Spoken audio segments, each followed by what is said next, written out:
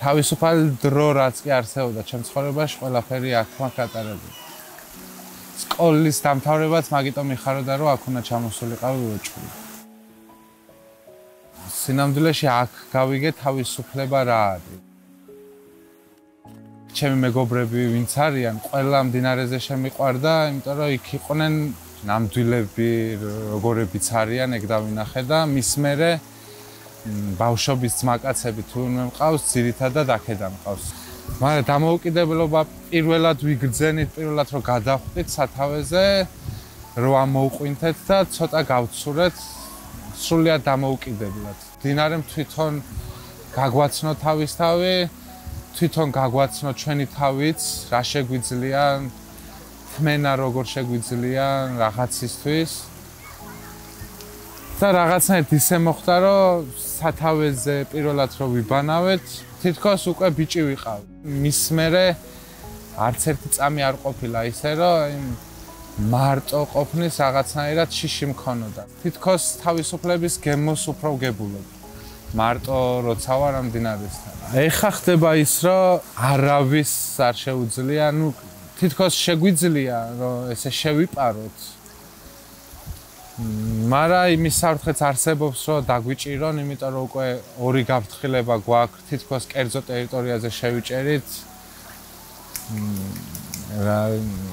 რომ პირდაპირ მნიშვნელობით გული მეტკინას რო იძახს ადამიანი, პირდაპირ მნიშვნელობით ეგ ტკივილი ვიგრძენით, როცა ვიღაც ესე ჭალებში ტიპი მოდის, გვეუბნება რუსულად, რომ კერძო ტერიტორიაზე შევედით და შესაბამისად უნდა გამოუძახოს პოლიციას. რა თქმა უნდა, არ დავემორჩილეთ და ძალიან შოკის მომგვრელი იყო და ძალიან რაღაცნაირად ვიგრძენით თავი, მაგრამ უცებ მოვიდა დაცულების დაცვა, რომელმაც იგივე რაღაც გაგვიცხადა, რომ ეს ტერიტორია გაიჯარებული არის და არის კერძო საკუთრება, უნდა გახვიდეთ. ამასაც არ დავემორჩილეთ. ამ დაცვამ დაგვაშინა, რომ ეხა სხვა გზას აღარ უწოვდით და პოლიცია უნდა გამოეძახებიათ. დაველოდეთ, იმ კონკრეტულ დროს არ მოვიდა პოლიცია. მეორე დღეს როცა უკვე კამერით ჩამოვედით, მე გამოგვიძახა პოლიცია, მივედით განყოფილებაში. გაგფრთხილება დაგვიწერეს, რომ შემდეგ ჯერზე თუ შევიდოდით, უკვე უნდა აღეძრათ სისხლის სამართლის საქმე, იმიტომ რომ გაფრთხილება მიღებული ქონდათ და შესაბამისად ეხა გვიწევს ის, რომ იქ ვერ შევიდეთ. განა იმიტომ რომ არ შეგვიძლია, რომ წყლიდან ავიდეთ ან სხვა გზით ჩავიდეთ. უბრალოდ ვიცით, რომ ცუდად გამოიყენებენ ამას ჩვენ ბრძოლაში. და თითქოს რაღაცნაირად ეჭვი გვაქვს და ფაქტებიც ამისკენ მიგვითითებს, რომ ამ წყალში შესვლით ბევრ რამეს ძალიან ცუდად მოგვაკერებენ. ეხა იმასაც ამბობენ, როცა აწყოცოთ, თითქოს ჩვენ გვაქვს ჩაკეტილი კანიონი და ჩვენ არ უშვებთ. სინამდვილეში ეხა არის ესეთი მოცემულობა, რომ ჩვენ არ უშვებთ კანიონზე, უпростоრად ჩვენ არ გვიშვებენ კანიონზე ინვესტორი და პოლიცია, მაგრამ ჩვენ არ უშვებთ სოფელში ინვესტორს. რომ ეს მშენებლობა რაც დაიწყო, რომ შევაწყვეტიოთ და მშენებლობა რაც დაიწყო, აი რა თუნდა ამას, ეხა რა თუნდა რომ ამის მაგივრად ფენსის კამი დადგას. ეს თვითონ გვითხრა ინვესტორმა, რომ დამეთანხმებით ალბათო, რომ ამ ქვაზე დაჯდომა და წამოწოლაო არ არისო ისეთიო და ამიტომ აქამდე იძახს, ოღონ ამ ადგილამდე იძახს, რომ იქით-იქითო უკვე ფენსის კამები უნდა ჩავდგათ და ამ ფენსის კამებს გვეუბნება თან, რომ უნდა გააქირაოს. და ბოდიში ყველასთან, ვისაც არ შეუძლია ქვაზე ან დაჯდეს ან წამოწვეს, მაგრამ არ შეიძლება აქ ჩემი აზრით, არც ბეტონი არ შეიძლება და არც ფენსის კამი რომ იყოს, ეგეც არ შეიძლება. შეუძლიათ რომ ქვები გაასწორონ და ჩვეულებრივად წამოწვენ, უფრო კარგიც იქნება. აი ეს შევა მინდა რომ ფენსის კამელებს მიცნო. ზევით კარავის ზუსტად მანდ გვიდგას. ამ კანიონი სადაც გაიჯარებულია, მაგის თავზე გვიდგას. ყოველდღიურ რეჟიმში ისედაც რომ გვენატრება იმის გამოც ავდივარ და როგორც ზოოპარკი არ მომწონს, ზუსტად ისე არის. ხა გვიწევს რომ ღობეებიდან უყუროთ და ეს რაღაც პატრულირებაც გვიწევს, იმიტომ რომ ბევრჯერ ცადეს შემოპარვა სხვადასხვა გზებით ინვესტორის მუშებმა და შესაბამისად ყოველდღე გვიწევს, რომ ეს ადგილები მთლიანად მოვიაროთ, რამე რო არ ხდებოდეს. იყო მცდელობა იმის, რომ რაღაცა რო გავეშავებიეთ, თითქოს ღობეს, ანგრევ, თითქოს ინსტრუმენტები მოვიპარეთ. სინამდვილეში თუ ვინმე იცავს ახლა ამ ინვესტორის დაცვასაც, ჩვენ ვართ, რომ რაიმე არ მოხდეს, რომ ის დაცვა არის ჯიხურში, რაღაცა 2 კვადრატულ მეტრში და მთელი დღე დგას იქ. ამათ აქვს უფრო დიდი ტერიტორია შემოღობილი და შესაბამისად, რომ ეს რაღაც არ მოხდეს ინციდენტი, გვიწევს, რომ ჩვენ შემოვიაროთ.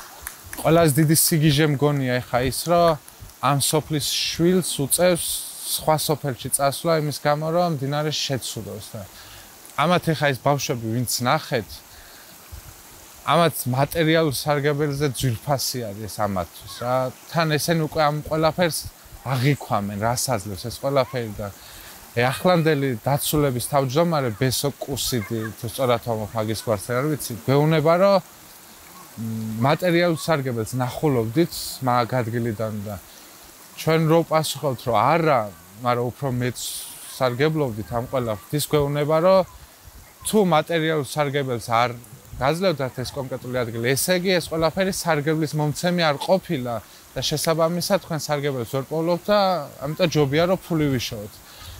მე მჯერა იმის, რომ ეს კაცი გულით და სულ გააზრებით იძახის ამას, იმიტომ რომ როგორც ვიცი არის ყოფილი ბუღალტერი და მისი სიყვარული გადის მხოლოდ ფულთან.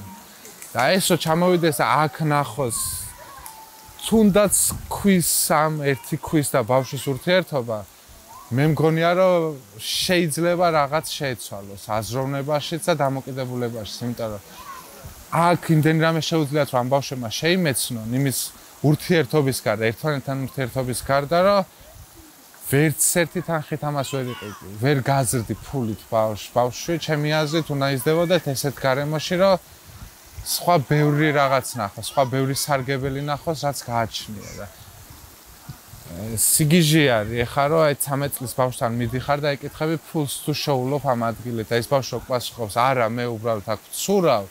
ну ესე იგი არ ყოფილა შენთვის ეს სარგებლის მომტანი და ამოდი ზევით და გავყო. სულ რომ მთელი დღე ბევრი წელი გავატარო ისე კარავში, თუნდაც ციხეში რო ვიყო, არ ვიგრძნობ იმას, რომ თავისუფლება დამაკარგიეს და თავისუფლებას მომწყვიტეს, მაგრამ ეხა ისეთი განცამაქ, რომ თავისუფლებას მოწყვეტილი ვარ, იმიტომ რომ არ შემიძლია იმ ადგილზე მივიდე, რამაც გამზარდა და თავისუფლად მამყოფა, თავისუფლების გემო რამაც მაგზნობია, ის წართმეული მაქვს. კი თავს მიმშვიდებ იმით, რომ მე ამისთვის ბრძოლობ, მაგრამ მაინც ვთვლი, რომ უფრო მეტი რაღაც გვაქვს გასაკეთებელი, იმიტომ რომ ადგილმა, რომელმაც გვასწავლა თავისუფლება, მოგცა ერთმანეთი გვასწავლა, როგორ ვიყოთ 7 კონკრეტულ მომენტებში. უცებ დგება ისეთ მომენტი, რომ ეს მდინარე წაგვართვეს, ეს კანიონი წაგვართვეს და ამ კანიონს უშავებენ. და ამ დაშავებას ეხა თითქოს კი ვშველით, მაგრამ რაღაც მომენტებში ვერ უშველეთ და მაგ ძალიან თითოეულ ჩვენგანს, ვინც ამისთვის ვბრძოლობთ, რაღაცნაირად თვითკრიტიკა ძალიან ზევით გვაქვს, იმიტომ რომ ვერ დავიცავით. რაღაც მომენტები ვერ დავიცავით, იმიტომ რომ იქ ეხა რაღაც ადგილებში ბეტონი ჩასხმული არის. და ძალიან დამნაშავედ გრძნობ თავს, რომ უფრო ხიზლები არ ვიყავით ამას, როცა აკეთებდნენ. მაგრამ ერთ დასამშვიდებელი ის გვაქვს, რომ გავიაზრეთ, მივხვდით და ეხა არავის არ მივცევთ იმის უფლებას, რომ ამ ადგილს ისე მოექცეს. სულ რომ ჩვენ მთელი ცხოვრება აღარ ჩავიდეთ იმ ადგილზე, ვეღარ ჩავიდეთ. გარკვეული მიზეზების არა იმიტომ, რომ გაასხვის ეს, სულ თავისუფლება იყოს ეხა იქ. არ ნიშნავს იმას, რომ მე მორჩი ქაურობით სარგებლობას. ჩემს მიშვილებს, ჩემს შვილებს როცა მეყოლება, პირველ რიგში რაც მინდა რომ ამათმა გაიაზრონ, მინდა რომ გაიაზრონო თვითონ არიან, დამოუკიდებლები არიან, თავისუფლები არიან და მე ამას ვერ მივცემ, რაც არ უნდა ველაპარაკო, მაგრამ იქ ერთი ჩასვლით შეუძლიათ რომ ეს მომენტი იპოვონ თავის თავში და ამას რომ წაიჭერენ მე მგონია რომ იქ ყველაზე დიდი საქმე გავუკეთე ამას რომ ამასთან დავაახლოვე და ურთიერთობა შევიყვანო. არ მჯერა რომ ეხანდელი დაცული ტერიტორიების სააგენტო ზრუნავს დაცული ტერიტორიების შენარჩუნებაზე და ჩემი აზრით ეხანდელი დაცული სააგენტო არის მაკლერების უბრალო თავშეყრის ადგილი და მაკლერების სააგენტო მეტი არა. ამის გულისხმობ შეიძლება დამაჯარიმონ, მაგრამ მართლა ისე არის და მაგიტომ მაკლერებს ვეძახი ხოლმე. ვაჭრები არიან ხო, იმიტომ რომ თომა დეკანოიძეს ვკითხეთ. ნამყოფი ხარ თუ არა იმ ადგილზე, რომელსაც ეხა შენ ასხვისებ. და თავიდან პასუხობს, რომ კი ნანახი მაქვს. და ესე ხელი წამოს და ესე ვთქვა. სად გაქვეთქ ნანახი თქო და ბევრჯერ კომპიუტერში ჩვენ სულ ვათვალიერებთ ამ ადგილებს და რომ იცოდე ორჯერ ნამყოფიც ვარო. ადგილიც აერია, ეგონა რომ ამ ადგილზე დაეშვა ნავით და სინამდვილეში მარტვილის კანიონზე დაეშვა ნავით და ეს ადგილი უბრალოდ სურათებით აქვს ნანახი და როგორც მივხვდით, ესეთი სქემა აქვს. აქედან კონკრეტული მაგათ თანამშრომელი ადგილს ეტყვის, იქიდან ესენ კოორდინატებს ნახავენ, დაათვალიერებენ, ხო, ეს კარგად გაიყიდება, იტყვიან, რამოდენიმე ხანში შეაგდებენ აუქციონზე და ყიდიან. რაც დავაკვირდით თქვენს გამოძიებაშიც ბევრი გამოჩნდა, რომ რაღაც უბრალო კლანი არის, რომელიც ესე უბრალოდ დგება, ლამაზ ადგილებს ნახავენ. სავაი, მოდი დავითრიოთ ეს ადგილი, პირდაპირ ესე იძახენ, დავითრიოთ ეს ადგილი და გავაბიზნესოთ. პირველ შეხვედრაზე, რომელიც მოვიწვიეთ აქ, სადაც კომპანიაც წარმომადგენელიც მოვიდა გიორგი მერკვილაძე, მერის მოადგილე ალექსანდრე ხურცილავა და მარტვილის რაიონის კანიონების დირექტორი ზაზა გაგუა იყვნენ. ჩვენ ეს შეხვედრა მოვიწვიეთ, რომ გაგვეგო რა ხდება ჩვენ თავს და კითხვები დავსვით უბრალოდ რა როგორ ხდება. და ამ დროს ზაზა გაგუა ძალიან ურცხვად იძახის როგორ რაღაცას, რომ თავიდანო ინვესტორს აყვა. ინვესტორი იძახის, რომ თავიდანო იაფი იქნებაო, მაგრამ მე გავაძვირებთო და ალბათ ეს ინვესტორის სიტყვები რომ გაენეიტრალებია რაღაცნაირად, ზაზა გაგუა შემოდის და იძახის ესეთ რაღაცას. დაგვეთანხმებით ალბათ რომ ეს ჩანთიანი ტურისტებიო ფულს არ ტოვებენო. და ძირითადად მაგიტო უნდა გადავიდეთ სხვებზეო და ამ სხვებში იძახის არაბებზეო, რუსებზეო და ეხა რომ დააკვირდეთ რო ქონა აქ დააკვირდეთ რომ იქ ვიზიტორები რომ მოდიან, ძირითადად უკვე მოდიან არაბები და რუსები. მანამდე დადიოდნენ ძირითადად ევროპელები, რომლებიც ეს ჩანთიანი ხალხის ესენ ეძახიან. არ დატოვებდნენ ადგილს, რომელსაც არ ნახავდნენ და არ შეიმეცნებდნენ და ამათვის ყველაზე ძვირფასი იყო ადგილობრივთან კომუნიკაცია და ეს არაბები და რუსები მოდიან კონკრეტულ ადგილზე უცებ სურათს გადაიღებენ, რომ მე აქ ვიყავი, მიდიან და სად ჭამოთ. გადიან და უკვე მიდიან რესტორნებში, იმათვის ბუნება ღირებული არ არის, ისინი რასაც ვაკვირდებით, მოდიან რომ მეორე ადამიანს გაეტრიპაჩონ, რომ მე ამ ადგილზე ნამყოფი ვარ თორე.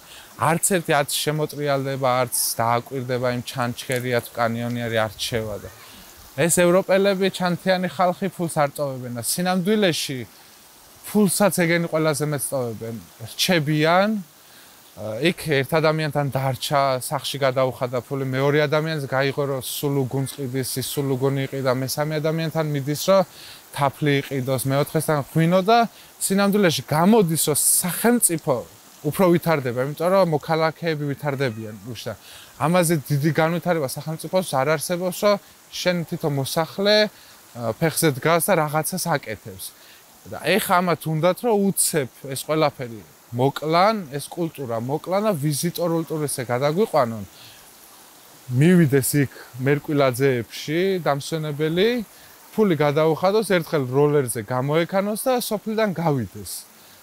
აქამდე იყო ესე რომ ტურისტი რომ მოდის, ერთხელ რომ მოიყვანდნენ აქ ერთი დღით და რომ ნახულობდა რომ ვა მდინარეში ბანაობა შეგვიძლია, ვა მათთან ურთიერთობა რა კაი არის ამ ადამიანებთან, თაფლიც იყიდება, ყველიც იყიდება, სასტუმრო სად არის, ეგრევე კითხულობენ და ის ერთი დღით ჩამოსული ადამიანი უცებ აღმოჩნდება რომ 5 დღე რჩება და ამ 5 დღის განმავლობაში ბევრ ადამიანთან უწევს ურთიერთობა და ბევრ ადამიანთან უწევს რაღაცა იყიდოს და შესაბამისად ის მწყემსიც რაღაცას დამატებითად შოულობს, ის ადამიანის მეფუტკრეც რაღაცას შოულობს, სასტუმროში რჩება, იქ მესამე ადამიანი ხვდება რომ ვა ესე შემიძლია რომ მეც გავაკეთო, ჩემი ნაწარმი მივყიდო და უცებ იწყება ეს რომ სოფელი სიცოცხლეს იწყებს.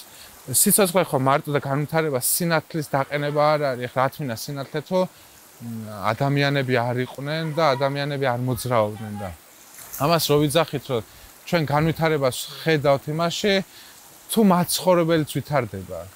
თუ მაცხოვრებელი არ განვითარდა, ესე იგი ის სოფელი განვითარებული ვერ არის. მე ესე მჯერა და ესე უყურებ. ამაზე მერმაც გითხრა რომ თქვენ ასაც იძახითო, ეგო აბსოლუტურად გეთანხმებითო რომ ზუსტიაო. მარაო, მაგას ჭირდებაო 1 წელიო, დაგეგმარებაო და რატო უცადოთ 1 წელსო, როცა აგერ უცებ შეიძლება ფული შოვნაო და მაგაზეც რო ვიკითხებითო ფულს როგორ შოვლობ, პასუხს ვერ მცემს. იმიტომ რომ ეს ყველაფერი არც რაიონისთვის არის. ეს ყველაფერი არის ვიღაც 5 ადამიანისთვის, რომელმაც ეს ფული უნდა გაიყოს და არ ვერ ვიზამთ ამას რა. დასაწყის სინამდვილეში კარვის გახსნამდე 4 თვე, 5 თვე ჩვენ ბრძოლები გქონდა აქ რაღაც პირდაპირ მნიშვნელობით. მოხდა ისე რომ ჩვენ სადაც არ უნდა მივიდეთ სახელმწიფო უწყებაში, აბსოლუტურად ყველგან გებულობთ ერთ პასუხს. კი, მართლები ხართ, მაგრამ და მარაზე ჩერდებიან და ბეჭედს ესე აიფოფრებენ და ვსო მეტი არაფერი არ არის. ვერ დაგეხმარებით, იმიტომ რომ რაღაც ცაში იხედებოდნენ და ალბათ ნიშანს გვაძლევდნენ რომ ზევიდან არის და ვერ შევეწირებდით. უცებ მოხდა ისე რომ გებულობთ იმ კონკრეტულ ადგილზე რომ იქ მუშაობის ნებართვაც არ არსებობს. მერიაშიც მივდივართ, არა ჩვენ არ გაგვიცია ეს ნებართვა, დაცულებიც გვეუბნება რომ არ გაგვიცია და უყურებთ აქედან რომ პოლიცია მოდის და უკან მოყვება ცემენტის მანქანა და ამ პოლიციას ავდექით და ჩვენც გამოვიძახით პოლიცია და რომ მოვიდა ვეუბნებით რომ იქ მშენებლობის უფლება არ აქვთ. ეს მიტრიალდება და მეუბნება რომ მაჩვენე საბუთი. საბუთი როგორ გაჩვენო, რომელიც არ არსებობს საერთოდ. თუ გინდა რომ დამტკიცდეს, მოდი ერთად მივიდეთ ამ ხალხთან, ვინც არის ინვესტორი, კითხოთ თუ გააჩნია ამ კონკრეტულ ადგილზე მშენებლობის უფლება, რაღაც საბუთი. ვერ მოგცემ შანსი არა. ეს გვეუბნება რომ იმასთან რატომ მივიდე, როცა შენ ჩივი. და მე მარტივად შევეკითხეთ რა, ეხა მე რომ გამოგიძახოთ ხო და გითხრათ ხო რომ აქ თრალი ადამიანი დაარბის მანქანით, რომელსაც მართვის მოწყობა არ აქვს, მართვის მოწყობას მე მომთხო, ვინც გამოგიძახეთ თუ იმასთან მიხვალთ ხო და ესე ძალიან ურცხვად დგება ეს ადამიანი და მეუბნება რომ რა თქმა უნდა შენ მოგთხოვო და მივხვდით რომ სხვა გზა არ გქონდა და ფიზიკურად უნდა დაგვეცვა.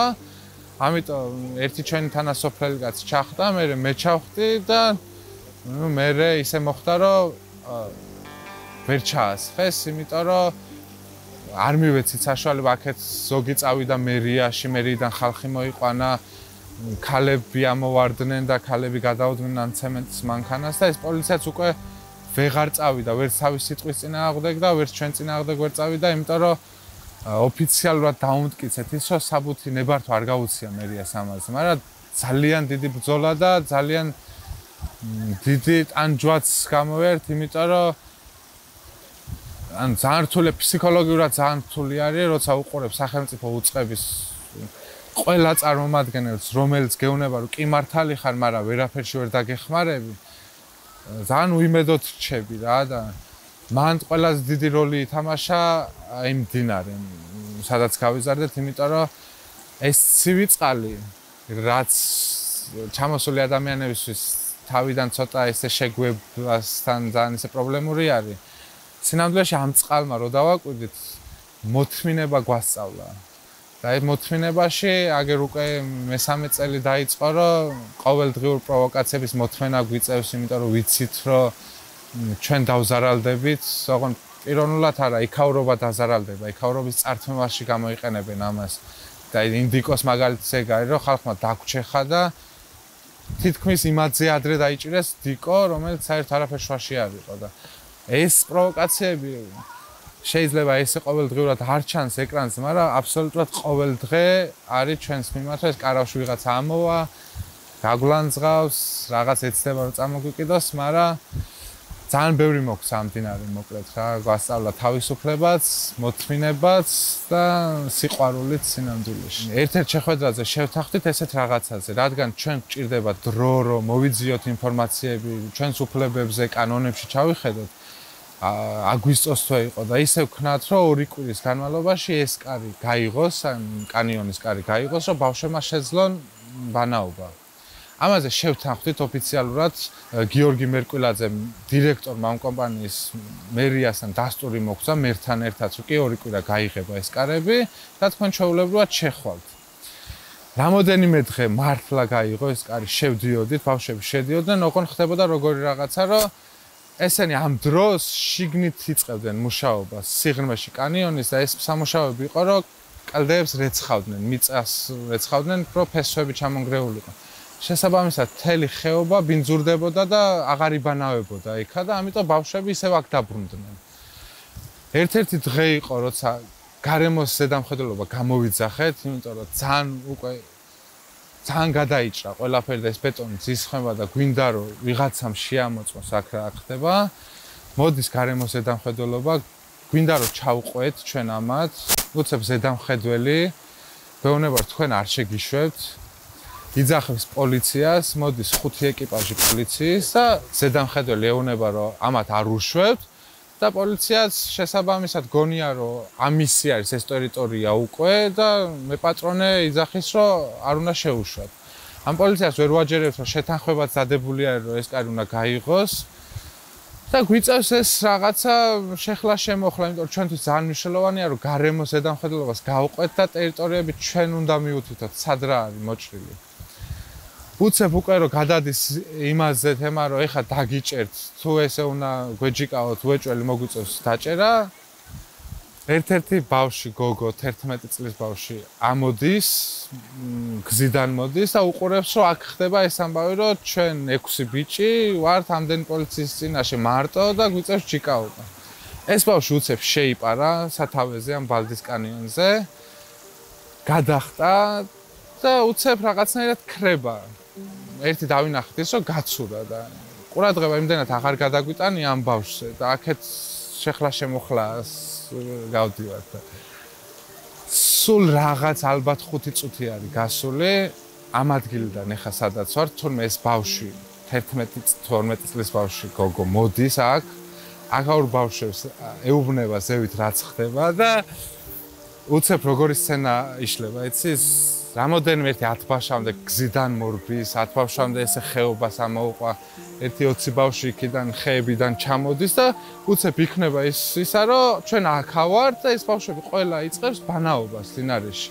და ჩვენ ვერ გაგვიშვებთ აქედან და პოლიციის უფროსის მოადგილე ტრიალდება და ამ ზედამხედველს ეუბნება რომ ეხლა ამაზე რა ვქნათ, ამათ ვერ გავყრით აქედან და ამათ ვერ გავყრით, ამათ როგორ დაუშალოთ აქ ჩამოსვლა და შესაბამისად მოუწიათ ამათ წასვლა ჩვენ მოგვიწია შეყოლა გარემოზე ადგილები ავღწერეთ, სადაც არ უნდათ მისვლა ამ გარემოზე დამხედველებს და სხვა გზა აღარ დარჩა და ამ ბავშვებმა სინამდვილეში ყველაზე მნიშვნელოვანი დეტალი იქნეს იქ, რომ რაღაც გზა გახსნეს, ძალაუნება, არც არავის შეუკითხეთ, უბრალოდ აიღეს მომენტი, რომ აი ამათ ჭირდებათ ეხლა ჩვენი დახმარება და უცებ ბეჭდების მძანებელში არის ელფები რომ შემოვლენ, მოულოდნელ და ზუსტად ისე მოულოდნელ თან არავინ არ ვიცით რა მოხდება რა, გონია რომ უნდა დაგვიჭირონ და უცებ ყიჟინა რო ისმის და ეს სცენი რაღაც 50 ბავშვამდე რო შემოდის და არც პოლიციას იმჩნევს, არც ვიღაც ინვესტორს იჩნევს და იქ აგრძნობიეს რომ ჩვენა ვართ აქ და ჩვენი თავისუფლება აქ არის და თქვენ ვერ გაჯობებთ და ეს ერთ-ერთი ყველაზე გარდამტეხი მომენტი იყო ამ ბრძოლაში რა. თბილისში სკოლაში ვმუშაობდი უცებ ისე მოხდა რომ მე და ჩემი ბალდელი მეგობრები შევთანხმდით რომ სახში უნდა შევიკრიბოთ უბრალოდ ისე რა დიდი ხანი არ ყავდა ნანახი და ამ შეხვედრის დროს ერთ-ერთი ჩემი ძმაკაცი მეუბნება სათავეო როგორ შემოგვიღობეს სათავეს ბალდის კანიონი საერთოდ არ ვიცი რა ხდება და კითხვები რომ დავსვი რაღაც ძალიან ცუდის ინსტინქტურად უკვე ცუდისკენ წავედით და ესე შევთანხმდით რომ აუცილებლად ხვალვე უნდა ჩავიდეთ სოფელში და ამბავი მოვიკულიოთ. ხდება ისე რომ ჩამოვდივართ სოფელში 300 ოჯახი ვინც ცხოვრობს აბსოლუტურად ყველა შემოვიარეთ 300 ოჯახიდან 295-მა ესეც ყველაზე მინიმუმ იცის ერთადერთი ის რომ უბრალოდ შემოიღობა მეტი არაფერი არ იცის საერთოდ და აღმოჩნდა ისე რომ არავინ არ მოსულა ამ ადამიანებთან არავინ არათუ აზრი კითხა არამედ იმის ღირსადაც არ ჩაუდგათ რომ ისე უცხათ რომ ეს ჩვენ ტერიტორია ავიღეთ და გავასხვისეთ ამიტომ შესაბამისად ეგრევე გადაწყდა ის ამბავი, რომ ამაზე უნდა ვიზრუნოთ, ამის უნდა ვიბრძოლოთ და მან ლიანა ბებო ჩვენი უხუცესი ამ სოფელში ყველაზე დიდი ძალა ვინც მომცა სინამდვილეში რა ერთადერთი ქალი იყო. ანუ ყველას შიში ქონდა იმის რომ არაფერი გამოვა, იმიტომ რომ ალბათ მთავრობას ვებრძვით, ესე რომ არაფრად ჩაგთვალეს. ერთადერთი ქალბატონი იყო ლიანა ბებო 96 წლის ქალი, რომელმაც ესე უბრალოდ ჯოხი დაარტყა, რას ქვია წაიღეს ესე მითხრა, თან კაცრად და რას ქვია ჩვენ ამისთვის არაფერს არ ვშვებით. იმ დღის მერე როგორც ეს 96 წლის ქალი ყოველდღიურობაში მინიმუმ მოგვიკითხავს ყოველ მეორე დღეს ლექს წერს აქაურობაზე და ამ ბრძოლაზე. იმის მერე არ ყოფილა ესეთი დღე, რომ ამ სოფლის უმრავლესობა ყოველდღიურობაში არ იყოს ჩართული. მინიმუმ იმას საჭმელს ამოგვიტანენ კარავში, როცა ვარ ვინმე თუ შემოდის ან ინვესტორი ან ოდნავ საეჭვოდ თუ შემოდის დაცული ტერიტორიების სააგენტო ან ცემენტის მანქანაც კი რომ მოდის, ქალი, კაცი, დიდი, პატარა, ეგრევე კარავთან ამოდის და ეგრევე იწყება ის, რომ გზა უნდა გადაიკეტოს და უნდა შევამოწმოთ ვინ არის და რატომაც, იმიტომ რომ ძალიან ბევრი ტყუილი ვიგრძენეთ. ყველას მხრიდან. სახელმწიფოს არ მომწონს სახელმწიფოს უძახი მთავრობას, იმიტომ რომ სახელმწიფო ჩვენ ვართ ადამიანები და ეს ძალიან მინდა რომ ყველამ გავიაზროთ, რომ სინამდვილეში ეს ქვეყანა არის უბრალო მაცხოვრებლის და ის მთავრობა ეგრეთ წოდებული იმათ მართველები ჩვენ ვართ და ჩვენ უნდა მართოთ ისინი და არა იმათმა ჩვენ. იმათმა თუ გმართეს, მაშინ ჩვენ გავიყიდებით და მეტი არაფერი გვექნება.